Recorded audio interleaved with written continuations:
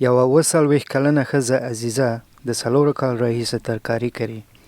هغه پخوا کوکنار کرل اما خاوند یې پر هیروین یا پوډر معتاد شو نو د کوکنار کار یې بس کړ. بچیان یې زما د ژوند د جامو او زما د خوراک په خاک نه خبره نه دی چې دا به څنګه کوي، څه به خوري، څه به راوړي او څه به دي ژوند ته پیښیږي. څه چې عزیزه کري ژوند یې په دغه ګلخانه کې پیلېږي.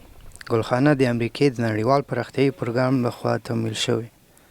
هغوی خلکو ته تخمونه ورکوي او د کرنې تخنیکونه یې ښودلي دي. زه یو بل د لرګي ګرین هاوس جوړ کوم، لکه د اوسپنې مې د اوسې نه کېږي که نه، لکه دغه لاندې دغه پټی چې دی دغه مې اوس په 10,000 روپیو د کال ونیو مال چې زه پکې یو د لرګي ګرین هاوس جوړ کوم، ځکه ما ته دا پیاده کوي که نه پیاده یې ما ته. عزیزه وایي د پخوا پر پرتله چې کوکنار یې کرل اوس دا ډېرې پیسې ګټي. هېڅ نتیجه چاته ورنه کړه، خو که چا 15 لرو د کور کې 15 ټوپک په لاس و، که چا 10 لرو د 10 به په لاس و، که چا 1 لرو د 1 به په لاس و، په پوله به چې جنګ شو مړی به پروت و، که په کوټې په سر به یې جنګ شو هم په چېرته چې کوکنار شته هلته ډېر وخت طالبان هم شتون لري، ځکه چې وسلوال مخالفت خپلې ډېرې پیسې له دغه طریقه راټولوي.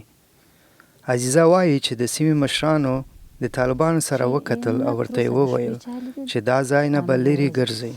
نه حکومت ځان خوځوي چې موږ پسې راووځي چې تاسو څه کوئ. عزیزه 5 لورګانې او 1 زوی لري.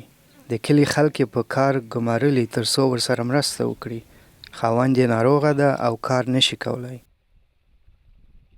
ظاهره ده راغله دا چې کور ته راشي زما ماشومان داسې شي ته به یې خیر خزان پرې ولګېدي که نه، چوپې چوپې شي ټول مړه لکه زنګېږي که نه، چې دا خو د خپل دغه یا هماغه خپل دغه په سر کې روانه که نه، چپ خبرې مه کوه، دلته مه کښېنه، مه ودرېږه، ولې دې وخندل، څه دې وویلې، زموږ دغه ژوند شي چې هر څومره خواري کو عصبي شو که نه، ما خپل دغه